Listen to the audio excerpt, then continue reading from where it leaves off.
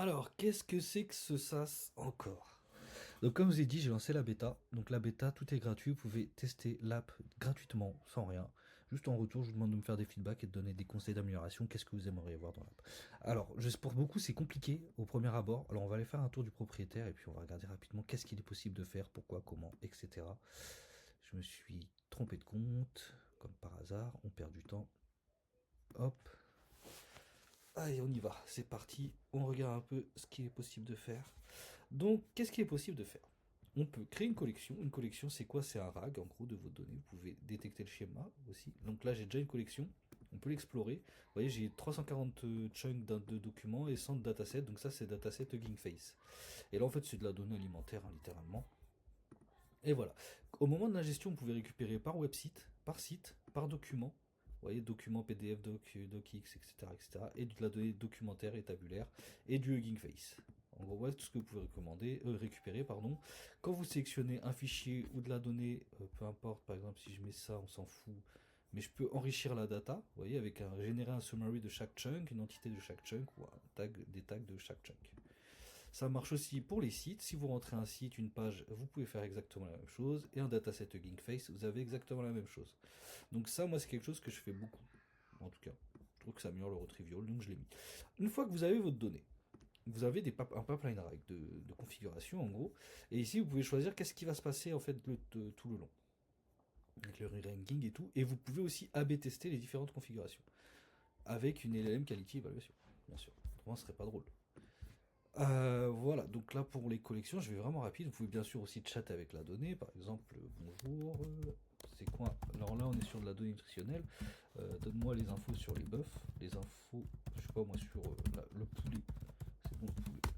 On va lui demander qu'est-ce que tu as comme info sur le poulet. Vous pouvez aussi choisir votre provider pour avoir votre LLM. Voilà, voilà, donc il me parle de poulet, on peut voir qu'il utilise bien la donnée, etc., etc. Super cool.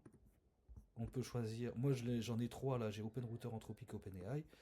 Si je vais dans Settings ici, vous voyez, je peux faire choisir mes LLM provider. Donc là, moi, j'en ai config 3, mais je peux en ajouter. Vous avez OpenAI, Anthropic, Azure, AWS, Vertex AI, Mistral, OpenRouter. Donc il va falloir que j'en ajoute d'autres encore au fur et à mesure. Voilà. Là, vous avez vos A/B tests pour LLM. Ça, j'en parlerai en plus profondément dans une vidéo. En fait, je vais faire pas mal de tutos. Et les vidéos seront très très longues. Là, j'essaie de faire une présentation très très courte. J'essaie d'aller très très vite. L'objectif, c'est vraiment de présenter les possibilités. Donc ça, pour l'instant, je ne vais pas en parler parce que là, on rentre dans de. Là, j'essaie vraiment de pas parler aux experts, mais vraiment parler aux gens, en fait, pour comprendre à peu près ce que vous pouvez faire. Donc vos API qui seront nécessaires, par exemple, là, c'est pour utiliser le serveur MCP qui vous permet de vous aider à créer des workflows. Billing, on s'en fout. Pour l'instant, c'est gratuit. Et puis, voilà, votre profil, on s'en fout. Il y a une documentation, elle est pas folle, hein, franchement, vous attardez pas dessus. J'ai essayé de la faire rédiger par un agent, mais bon, ça n'a pas très bien marché, je dois repasser dessus, et donc ça va me prendre pas mal de temps. Vous avez le chat qu'on a vu, usage en fait c'est l'observabilité, vous pouvez voir à peu près tout ce qui se passe. Vous pouvez tracer à peu près tout, vous voyez, vous avez les métriques, les traces, etc. Voilà, donc par exemple là on peut voir un RAG, bonjour, donne-moi des infos sur le poulet, voir le modèle, température, max token et la collection, etc. On peut voir qu'est-ce qui s'est passé, la requête, l'hybrid search, le re-rank. Voyez, vous pouvez vraiment tout voir. Là, ici, on voit que c'est depuis un workflow. Là, qu'est-ce qu'on voit? Là, on voit c'est un A/B test. Vous voyez, par exemple, on a la qualité de comparaison. Enfin, voilà, on a tout ce genre de choses. Ensuite, on peut créer des agents. Là, vous voyez, j'ai créé un agent qui s'appelle Nutrition Expert. Donc, la création de l'agent, elle s'est faite via LLM. Le LLM m'a aidé à créer l'agent. Je lui ai dit, il m'a demandé qu'est-ce que doit faire cet agent. Je lui ai répondu. Et il m'a créé le système prompt. Ensuite, on peut quand même setup la config et modifier quelque chose. Par exemple, ici, je vais donner food data parce que je veux qu'il ait le RAG. Mais pas que. Donc, il a un système prompt, instruction additionnelle. Je peux choisir le provider, le modèle, température, max réponse. Enfin, voilà, vraiment, là, il y a quelques tools. Mais je vais en ajouter, je pense, je vais en ajouter pas mal. Et le contexte engineering qui permet d'améliorer l'agent. En gros, on peut voir que tous les 5 messages ont fait des metadata et un summary de conversation. Un serveur MCP qu'on peut ajouter, donc des serveurs MCP HTTP. Je vais voir pour fournir quelques STDO aussi. C'est vraiment en réflexion, mais je pense que c'est quelque chose qui va se faire. On peut tester la connexion. Le serveur MCP est bien connecté. Et je peux chatter avec mon agent. Et puis voilà, c'est super. Mais qu'est-ce qui est intéressant, c'est que une fois qu'on a créé un agent, on veut pouvoir l'utiliser ailleurs. On dit, vous ne voulez pas l'utiliser là-dedans, vous en foutez. Et pour ça, il y a le workflow. Vous pouvez créer des workflows à la N8N. En gros, vous voyez, si on rentre dans agent nutrition, Hop, ça load, super. Là j'ai mon workflow, donc c'est très simple, c'est un webhook trigger, un agent, une réponse. Tout simplement. Vous voyez? Ici vous avez des manual trigger, webhook trigger, des schedule trigger, donc des crons. Vous pouvez genre, vous mettre des nœuds de LLM, structure d'output, etc. Agent, donc ce qui est ici. Vous avez tout ce qui est RAG aussi. Les évaluations, ça c'est pour les juges. Des quelques tools à voir pour en ajouter d'autres, on verra bien. Les logiques hein, pour créer des if-else, des switches, des loops, des merges et tout ce genre de choses, des transformations de données et les outputs. Voilà, à peu près tout ce que vous pouvez faire. Vous pouvez run et tester directement vos workflows. Par exemple, ici on va mettre query. C'est vraiment comme une huitaine. Hein. Bon, c'est pas aussi poussé actuellement, c'est le début quoi. Mais l'idée c'est ça. Hein. Je veux dire, je sais pas moi, donne-moi les infos du bœuf. Les infos nutrition du bœuf. Comme ça, il va utiliser son rag. Hop, run workflow. Je pousse ma grosse tête. Voyons voir. Et puis, qu'est-ce que ça donne?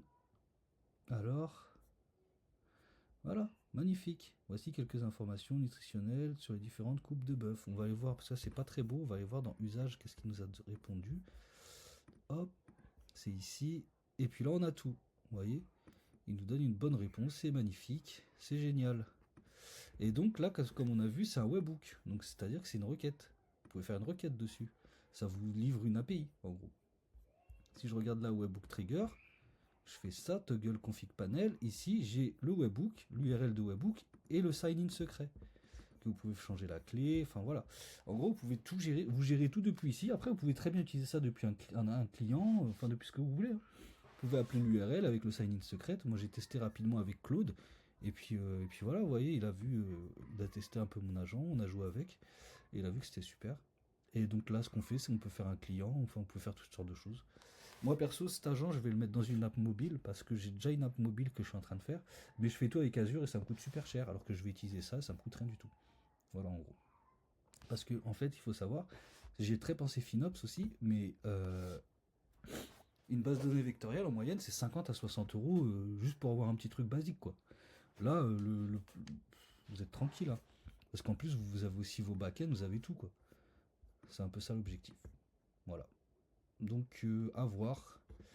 Si donc la bêta est ouverte, hein, vous pouvez tester, vous pouvez me laisser des feedbacks ici. Donc, je prends tous les feedbacks, hein, vous pouvez m'insulter aussi, j'en ai rien à foutre.